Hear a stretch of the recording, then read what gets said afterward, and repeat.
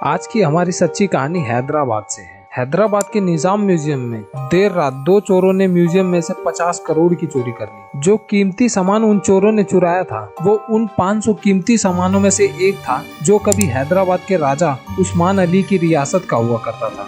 गर्व की बात तो ये है कि पुलिस ने मात्र 10 दिनों के अंदर उन चोरों को पकड़ लिया था। तो हेलो दोस्तों, मेरा नाम है गौरव और आपका एक बार फिर स्वागत है अपने YouTube चैनल पर। तो चलिए बिना किसी देरी के इस वीडियो को शुरू करते हैं और जानते हैं कौन थे ये चोर और कैसे पकड़े गए। 3 सितंबर 2018 सुबह हैदराबाद के कमिश्नर अंजनी कुमार जी के मोबाइल फोन पर एक कॉल आता है। कॉल लंदन से किया गया था और कॉल करने वाले व्यक्ति मुकर्रम झा थे, जो कि निजाम सल्तनत के आखिरी वारिस थे। और वो कमिश्नर से बोलते हैं कि हैदराबाद के निजाम म्यूजियम में बहुत बड़ी चोरी हुई है और कुछ बेशकीमती सामान गायब है। आप जल्दी से उन चोरों को पकड़ें और चोरी हुए सामान को म्यूजियम को लौटा दें। और ये खबर सुनते ही अंजनी कुमार जी दंग रह जाते हैं और तुरंत अपने ऑफिस में एक मीटिंग रखते हैं और उस मीटिंग में उन चोरों को पकड़ने के लिए पुलिस अधिकारियों को ऑर्डर देते हैं। ऑर्डर मिलते ही हैदराबाद पुलिस तुरंत छानबीन शुरू कर देती है और छानबीन के दौरान उनको ये पता चलता है कि म्यूजियम से कुल 3 कीमती सामान गायब है। एक सोने का टिफिन जिसमें हीरे जड़े हुए थे और एक सोने का कप और एक प्लेट और चम्मच। और ये खबर जल्दी ही पूरे हैदराबाद में आग की तरह फैल गई, जिससे कि हैदराबाद पुलिस पर बहुत ज्यादा प्रेशर पड़ने लगा। पुलिस अपनी छानबीन जारी रखती है और उन्हें म्यूजियम की छत पर एक एरो का निशान बना मिलता है और वो हाल ही में बनाया गया था। अब पुलिस को लगता है कि इस चोरी के पीछे किसी मिस्त्री का काम है और फिर पुलिस अपनी जांच को आगे बढ़ाती है और कुछ मिस्त्रियों की एक लिस्ट तैयार करती है और उन मिस्त्रियों से पूछताछ करती है, पर उनके हाथ कुछ नहीं लगा। अब पुलिस म्यूजियम के चौकीदारों से पूछताछ करती है। पूछताछ के दौरान पुलिस को म्यूजियम की सुरक्षा के बारे में पता चलता है। एक चौकीदार बताता है कि म्यूजियम में लगे सीसीटीवी कैमरे कई दिनों से खराब हैं और गेट पर कुल 5 चौकीदारों की ड्यूटी होनी चाहिए, पर वहाँ केवल 2 ही चौकीदार रहते हैं और वो भी रात के समय सो जाते हैं।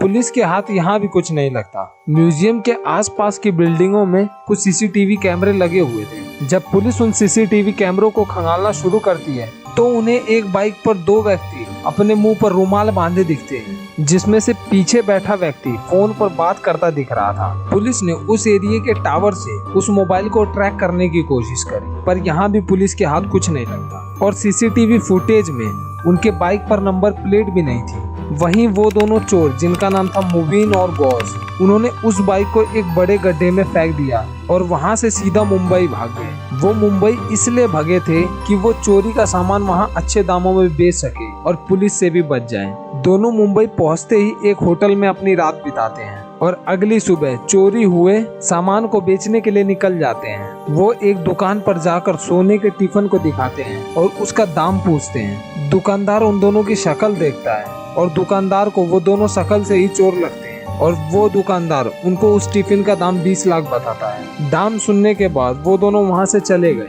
और ऐसे ही कई दुकानों पर जाकर उन्होंने उस टिफिन को बेचने की कोशिश की, पर उन्हें उस टिफिन का अच्छा दाम नहीं मिल रहा था। इसलिए अब वो दोनों फैसला करते हैं कि वो सामान को किसी अरब शेख को बेचेंगे और वो दोनों वहां से हैदराबाद के लिए वापस निकल जाते हैं। हैदराबाद पहुंचने के बाद मुबीन अपने एक दोस्त साजिद को कॉल करता है, जिससे कि वो चुराए हुए सामान को किसी अरब शेख को अच्छे दामों में बेच सके। उसका दोस्त साजिद गल्फ में काफी समय तक काम कर चुका था और वहाँ उसके नेटवर्क भी बहुत अच्छे थे। मुबीन अपने दोस्त साजिद से बोलता है, मुझे एक सोने का टिफिन बेचना है, क्या तू मेरी मीटिंग किसी अरब शेख से करवा देगा?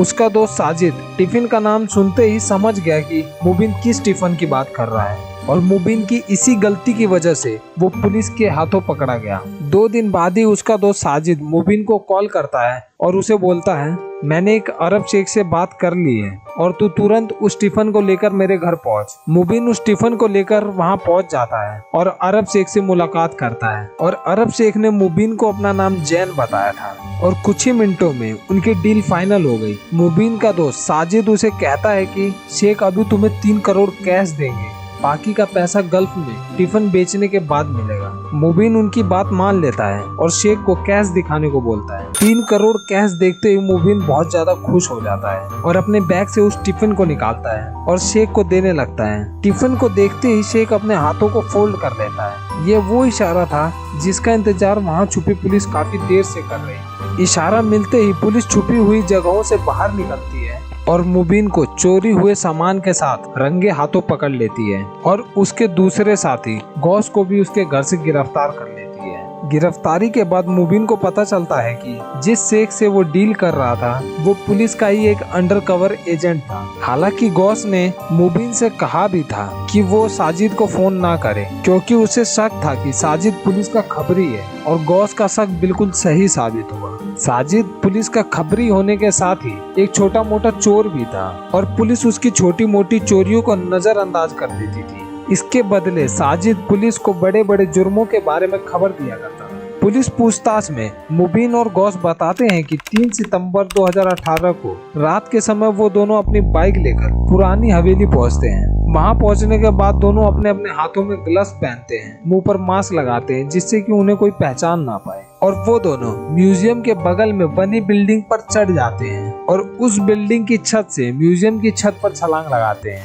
उस दिन वहां बहुत ज्यादा बारिश हो रही थी, इसलिए उनकी आवाज किसी को सुनाई नहीं दी थी। म्यूजियम की छत पर बने वेंटिलेटर की मदद से गौस म्यूजियम के अंदर किसी तरह दाखिल हो जाता है और वहां लगे सीसीटीवी कैमरे को तोड़ देता है। म्यूजियम में बहुत ज्यादा अंधेरा था, इसलिए गौस अपनी टॉर्च जलाता है और टॉर्च जलते ही उसकी नजर के सामने एक हीरो से जड़ा सोने का टिफिन था। जिस कांच में वो टिफिन रखा हुआ था वो कांच काफी कमजोर था और उसमें किसी भी तरह का अलार्म भी नहीं था। इसीलिए गौस ने बड़ी ही आसानी से उस टिफिन और उसके साथ रखे सोने के प्लेट और चम्मच को चुरा लेता है और फिर रस्सी की मदद से छत पर वापस चला जाता है और मुबीन को चुराया हुआ सामान दिखाता है। दोनों बहुत ज्यादा खुश होते हैं। हालांकि चोरी तो उन दोनों ने बड़ी ही आसानी से कर ली, पर चोरी किए गए सामान को बेचने में उन दोनों की हालत खराब हो गई। तो ये थी आज की हमारी सच्ची कहानी। इन चोरों को लेकर आपका क्या कहना है, आप मुझे कमेंट में बता सकते हैं।